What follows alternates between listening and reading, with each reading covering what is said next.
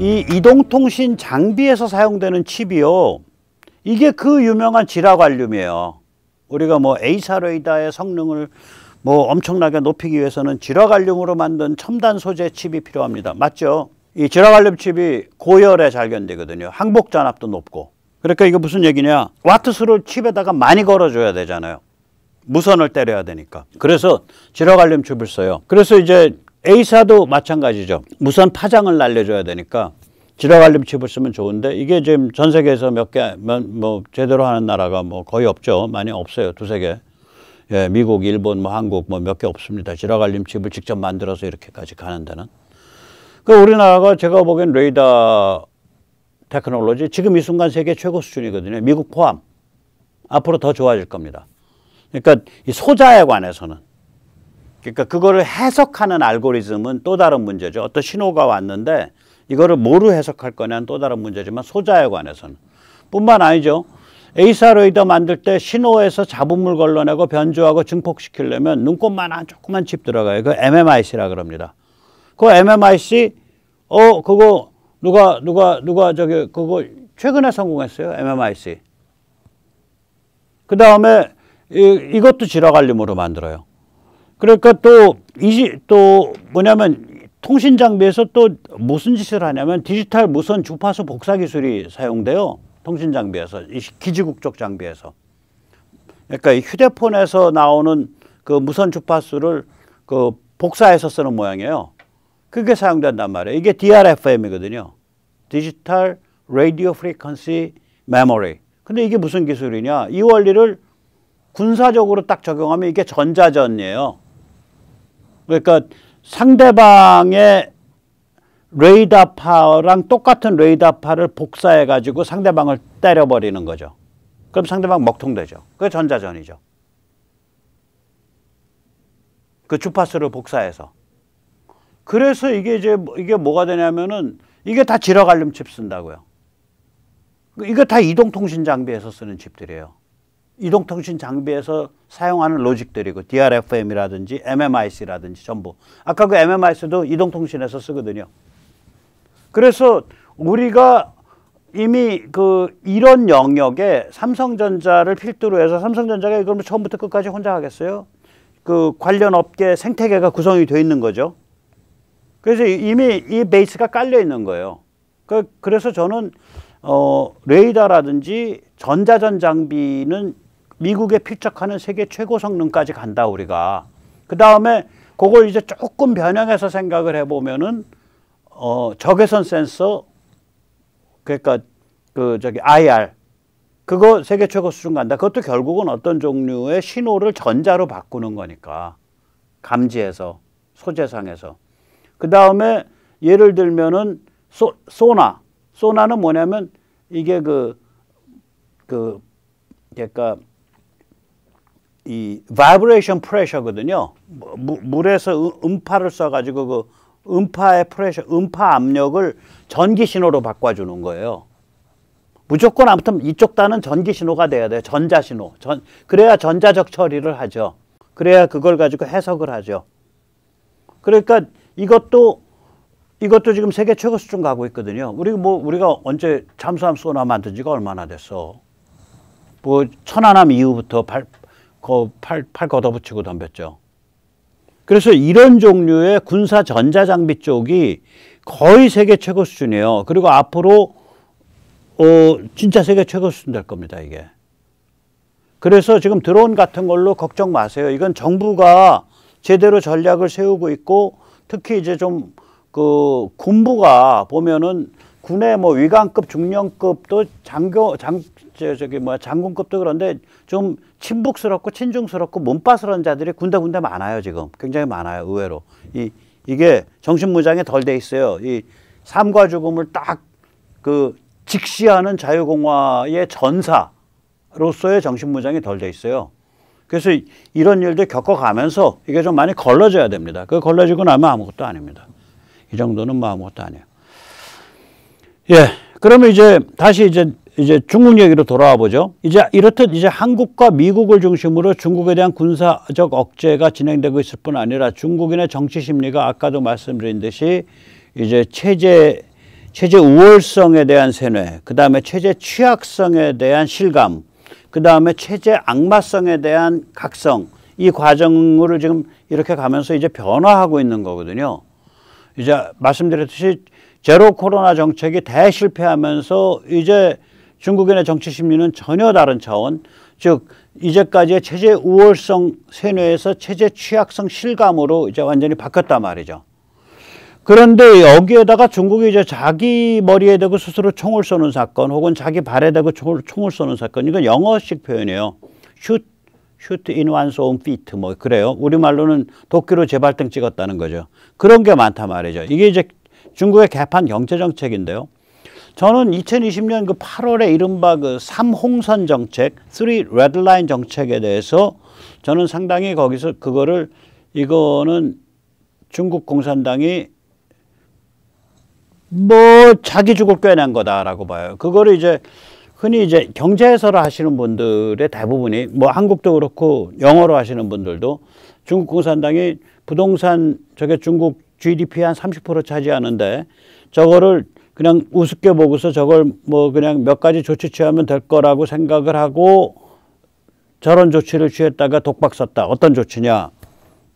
아무튼 그렇게들 해석하는데 저는 조금 다르게 봅니다. 예를 들어서 이제 다 부채에 관계된 건데, 일단 부채가 자산 대비 70%를 넘으면 안 된다.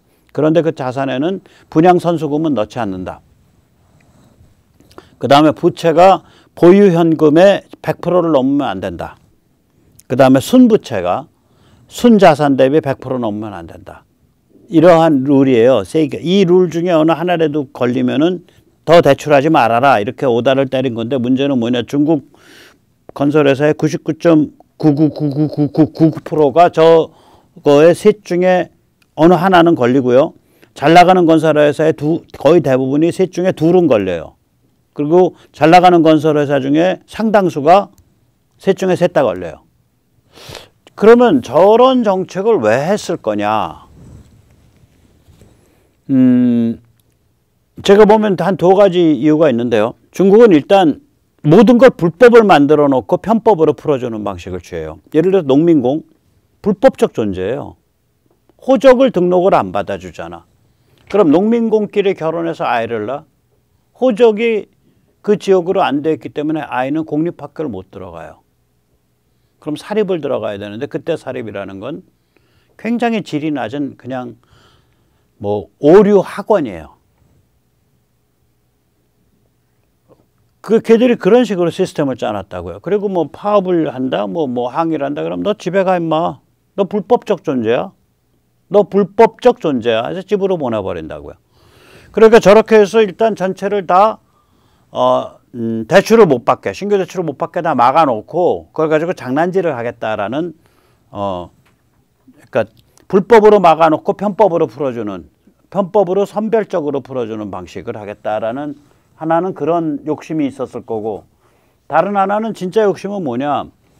그러니까 이미 예를 들면 한 4, 5년 전 이상 전부터, 한 5, 6년 전부터, 야, 이거 중국 부동산이 큰일 났어. 이거 유령도시 만들어지고 있어.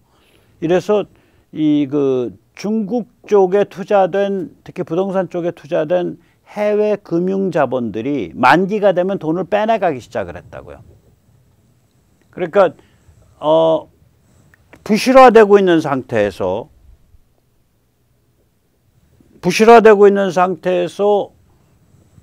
그거 일찍 감지한 놈은 돈을 먼저 빼내가서 나중에 부실로 뻥 터지면 누구만 망해? 국내은행만 망하잖아. 그러니까 같이 망하자, 물귀신으로 가면서 너희 돈 그대로 둬 하면서 물귀신을 하려고 그랬던 거야, 이게. 물귀신 흉내를. 그런데 돈이라는 게 저렇게 물귀신 흉내 낸다고 해갖고 도망 안 갈 놈이 안 가요? 돈 다루는 사람들은 정말 냉정하잖아요. 저런 규모 다루는 사람들은 정말 독사같이 냉정한데, 냉혈인데. 그냥 딱 봐서, 안 되겠어. 안 돼, 저거 안 되는 거야. 야, 썬큰. 걔들이 이제 썬큰이라 그러죠. 썬큰 코스트. 야, 그거 잘못 투자해서, 그거 그냥 손해 난 거야. 그냥, 야, 잊어버려. 그리고 그냥 발 빼버린다고요. 그러니까 저런 식으로 해서 한편으로는 상투를 안 잡으려고 폭탄 돌리기를 하는 거죠. 그러니까 폭탄을 내 쪽에서 안 터지고 너 앞으로 일단 돌려놓을 테니까 너도 임마 우리 같이 죽는 수 있어 하고 협박하려고 저거 한 건데 받는 사람은 야 지금 터지는 게 나하고 그냥 떠나버리는 거거든. 그러니까 이게 뭐냐면은 공산당의 꾀를 잘 낸 거죠. 근데 자기 죽을 꾀를 낸 거죠. 예, 얘들은 참 지능이 뛰어납니다. 자기 죽을 꾀를 잘 내는군요. 자, 그래서 지금 중국이 어떤 상태냐? 그거는 제가 이제 그 러시아가 어떤 상태냐를 보여주는 굉장히 해악스러운 말씀을 제가 존경하는 그 조지 프리드만 그 세계적 군사 지정학 전략가가 얘기를 합니다. 거기 이제 여기서 보면 아주 배꼽 빠지는 얘기가 나와요. 제가 중간중간 끊고서 말씀을 드릴게요. So we are now in a war which does not in any way involve China. In fact, the Chinese abstained when the UN voted on condemning Russia. Now that's a big deal because your allies are forever. Like a marriage, you don't abstain. You go vote right. They didn't. This was your basic screw you to Russia, if there needed to be one. 예. 그러니까 이게 조금 전에 보셨지만 유엔에서 이 러시아를 규탄하는 결의를 하는데 중국이 기권했단 말이에요. 그러니까 이제 프리드만이 야, 너희 둘이 동맹이라며 뭐 영원히 가는 뭐 무한 동맹이라며. 그런데 야, 그럼 이게 막 결혼한 부부 같은 사이인데 아내가 지금 범죄자로 몰리고 있는데 남편이 팔 걷어붙이고 나서는 대신에 난 의견 없습니다. 이러면 그거 정상적 관계네 이놈들아. 이제 그런 얘기를 하는 거죠. 이미 중국이 그렇게 행동했을 때 러시아가 자 빗겨 먹은 거다 저거는. 네, 그 다음에 이제 더 웃깁니다. 한번 들어보세요. So now Russia is sitting there. What do you do in this situation? You declare that you're insane because ever you get into a bar fight, pretend to be insane. Okay? And he's been in bar fights, and he is. I'm going to nuke you. I'm going to use dirty nukes on you. I'm going to nuke your mother. I'm everybody that I can nuke. He's not an idiot. He knows that he's going to turn into radioactive dust personally if he does this. He knows that's not an option. Why does he do it? Here's where we get perspective. We have to stay calm.